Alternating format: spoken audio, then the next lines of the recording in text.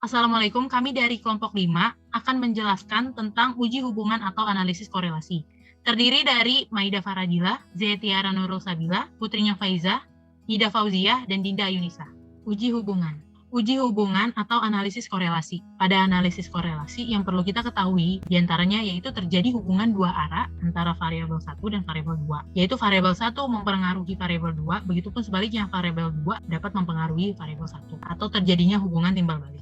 Kekuatan hubungan. Koefisien korelasi berkisar antara 0 sampai 1. Koefisien korelasi semakin mendekati 0, hubungan semakin lemah. Koefisien korelasi semakin mendekati 1, hubungan semakin kuat. Koefisien korelasi lebih dari 0,5 yaitu korelasi kuat. Sedangkan koefisien kurang dari 0,5 yaitu korelasi lemah. Menurut Dankey dan Reid 2014, koefisien korelasi 0,4 sampai dengan 0,6 sama dengan moderate correlation. Arah hubungan. Tanda di depan koefisien korelasi, positif atau negatif, hanya menunjukkan arah hubungan dan tidak berhubungan dengan nilai koefisien korelasi. Korelasi positif. Jika variabel X naik, maka variabel Y juga naik. Jika variabel Y turun, maka variabel X juga turun. Kalau korelasi negatif, jika variabel X naik, maka variabel Y-nya turun. Kalau jika variabel Y-nya naik, maka variabel X-nya turun. Kalau tidak berkorelasi, peningkatan atau penurunan pada masing-masing variabel tidak berdampak apa-apa. Yaitu variabel X sama sekali tidak mempengaruhi variabel Y. Arah hubungan juga dapat dilihat dari scatter plot. Dilihat dari scatter plot ini, tidak ada garis menyatu ke mereka, semua berjalan sesuka hati apa adanya. Arah hubungan ini tidak berdampak apa-apa pada variabel Y. Dan ada juga non-linear relationship. Peningkatan pada variabel X akan diikuti dengan peningkatan atau penurunan pada variabel Y yang berlangsung sangat dinamis namun berbentuk pattern tertentu, begitu pula sebaliknya. Ada beberapa fasilitas analisis komparasi untuk melakukan uji korelasi pada SPSS. Yang pertama, analisis bivariat, menguji hubungan antara variabel 1 dengan variabel 2. Yang kedua, ada korelasi parsial, menguji hubungan antara variabel 1 dengan variabel 2 dengan mengontrol variabel lain yang mempengaruhi hubungan antara variabel 1 dengan variabel 2. Tapi kita akan menggunakan analisis bivariat. Analisis bivariat ada 3, yaitu ada Pearson correlation yang tergolong parametrik, dan ada Spearman rank correlation, dan Kendall-Stokes correlation yang tergolong non-parametrik. Asumsi prasyarat Pearson correlation. Terdiri dari dua variabel berjenis kontinu. Data dari kedua variabel harus memiliki skala interval atau rasio. Tidak ada nilai outlier. Tidak ada nilai ekstrem yang berbeda dari data lainnya pada kedua variabel. Data pada setiap variabel terdistribusi normal. Ada uji Kolmogorov, Smirnov, dan Shapiro-Wilks. Hubungan antar variabel linear. Hubungan antar variabel berbentuk garis lurus linear.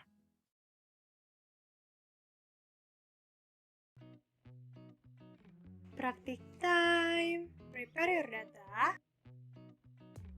Apakah terdapat hubungan antara well-being dan academic engagement pada mahasiswa universitas di Jakarta, Tangerang, dan Depok? Sebelumnya, kita akan uji asumsi 1, terdiri dari dua variabel kontinu dengan skala interval dan rasio. Variabel 1 well-being merupakan variabel kontinu dengan jenis skala interval. Variabel 2 academic engagement merupakan variabel kontinu dengan jenis skala interval. Asumsi 1 terpenuhi. Masuk asumsi kedua, tidak ada nilai outlier di kedua variabel. Identifikasi ini ada atau tidaknya nilai outlier dapat dilihat pada blogspot. Kita akan lihat pada SPSS dengan klik Analyze, Descriptive Statistic, kemudian Explore. Kemudian masukkan total score WB ke dalam dependent list dan total score academic engagement ke dalam dependent list. Kemudian kita klik statistiknya. Jangan lupa untuk outliernya dicentang karena yang pengen kita cari adalah nilai outlier. Kemudian di sini blogspotnya faktor level together dan deskriptif di Instagram. Klik continue. Oke, kita langsung praktekin aja ke SPSS. Sebelumnya kita select data dulu karena yang kita cari mahasiswa di Universitas Jakarta, Depok, dan Tangerang saja. Kita klik data, select data, kemudian kita masukin UNIF, kemudian kurang dari dan kita klik angka 4 sesuai kode yang tadi telah dimasukkan. Oke, kemudian yang angka 4 sudah kecoret ya. Ini angka 4 itu Unpad, karena Unpad itu nggak termaksud ke dalam penelitian yang bakal kita cek. Sekarang kita masuk ke asumsi 2-nya, analyze, statistik deskriptif, explore. Kita masukin total score WB dan total score academic adjustment. Klik statistik, dicentang outliernya, continue.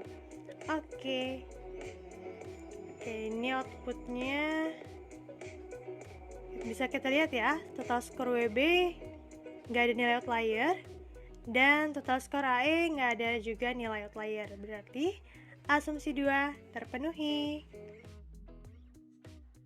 Masuk ke asumsi 3, data kedua kelompok terdistribusi normal. Jumlah sampel penelitiannya adalah 81 orang, berarti uji distribusi normal yang dilakukan adalah Kolmogorov-Smirnov. Karena jumlah sampel penelitiannya lebih dari 50 sampel, berarti kita pakai yang Kolmogorov-Smirnov. Oke, kita perhatiin stepnya dulu. Pertama, klik analyze, statistik deskriptif, kemudian explore. Masukin total score WB dan total score AE ke dalam dependent list. Klik bagian plots dan dicentang untuk normality plots with test.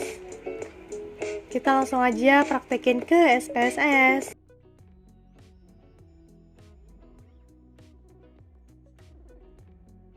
Klik analyze, deskriptif statistik, kemudian explore. Masukin total score WB dan total score AE ke dalam dependent list. Dicentang untuk normality plots with testnya dan histogram. Continue dan oke. Oke, ini outputnya. Kita lihat untuk test of normality-nya. Signifikannya 0,200, untuk WB dan AE 0,200. Hasil uji distribusi normal untuk variabel kedua kelompok akan Kolmogorov-Smirnov. Dari variabel WB, analisis menunjukkan signifikan 0,000, yang artinya p-value signifikan 0,000 lebih dari 0,05, yang artinya HO diterima dan HA ditolak. Berarti menunjukkan data terdistribusi normal. Kemudian untuk variabel AE, analisis menunjukkan signifikan 0,200, yang artinya p-value signifikan 0,200 lebih dari 0,05, yang artinya HO diterima dan HA ditolak. Berarti menunjukkan data terdistribusi normal. Jadi dari kedua variabel terdistribusi normal, artinya asumsi 3 terpenuhi. Masuk ke asumsi keempat, hubungan antar variabel linear. Variabel 1 well-being, variabel 2 academic engagement. Linearitas antar dua variabel bisa dilihat dari scatter plots dan uji curve estimation. Oke, kita lihat dulu step-stepsnya. Klik analyze, pilih regression, kemudian curve estimation, kemudian masukkan total score WB di dependent list, dan untuk total score AE dimasukkan ke dalam independent variable. Perhatikan apa yang harus dicentang, jangan lupa untuk linearitasnya dicentang. Setelah selesai, baru diklik OK. Oke, setelah itu kita praktekkan ke SPSS-nya. Klik Analyze, Regression, Curve Estimation, masukin total score WB ke dependent, kemudian masukkan total score AE ke dalam independent variable. Linearnya dicentang, kemudian itu juga dicentang. Oke, klik ini untuk outputnya. Bisa dilihat ya di model summary and parameter estimation. Ini linearitasnya signifikan 0,000. Dan bisa dilihat juga di gambar totalnya, hasil uji linearitas antara variabel WB dan AE menunjukkan bahwa p-value signifikan 0,000 kurang dari 0,05 yang artinya HO ditolak dan HA diterima. Terdapat perbedaan hubungan antara kedua variabel dan tidak berkurva yang menunjukkan hubungan antar variabel linier. Berarti asumsi keempat terpenuhi. Ini bisa dilihat juga dari scatter plots-nya, menunjukkan hubungan antara variabel WB dan AE bahwa data tersebar mendekati garis linear imaginer atau fit line yang artinya data memiliki hubungan yang linier. Ada 4 syarat yang harus terpenuhi, terdiri dari 2 variabel, jenis continuous, skala interval atau rasio. Yang kedua, tidak ada nilai outlier. Yang ketiga, data pada kedua variabel terdistribusi normal. Yang keempat, hubungan antara variabel linear. Jadi dari keempat asumsi yang telah kita lakukan tadi, semua asumsi terpenuhi. Berarti kita bisa menggunakan statistik parametrik menggunakan Pearson correlation. Oke, berarti kita langsung masuk ke uji hipotesis hubungan antara well-being dan academic engagement. Ini kita perhatikan step-stepnya dulu. Klik analyze, kemudian klik correlate dan bivariate. Setelah itu masukkan total skor WB dan total skor AE ke dalam variabel. Dan jangan lupa untuk correlation koefisiennya dicentang di bagian yang Pearson karena kita menggunakan Pearson correlation. Dan untuk test of signifikannya to violet dan flag significant correlation. Kalau sudah, kita klik OK. Oke, kita langsung ke praktek SPSS-nya.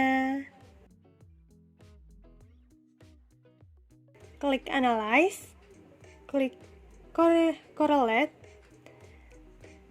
kemudian bivariate. Kita masukkan total skor WB dan total skor AE ke dalam variabel. Jangan lupa diperhatikan untuk correlation koefisiennya ya. Kita menggunakan Pearson correlation. Ini sudah oke aja. Yang lainnya sudah oke, klik OK. Oke, ini kita bisa lihat hasilnya. Di output signifikannya 0,000. Dari hasil uji hipotesisnya kita bisa lihat uji Pearson correlation menunjukkan bahwa signifikan 0,000 yang artinya p-value kurang dari 0,05 yang artinya HO ditolak dan HA diterima. Artinya menunjukkan terdapat hubungan yang signifikan antara well-being dengan academic engagement pada mahasiswa universitas di Jakarta, Tangerang, dan Depok. Untuk penulisan notasinya, R dalam kurung jumlah sampel sama dengan nilai koefisien, kemudian titik koma signifikan. Berarti di sini R jumlah sampelnya 81 sama dengan 0,05 dan signifikannya 0,000. Oke, terima kasih dari kelompok 5. Selamat mencoba.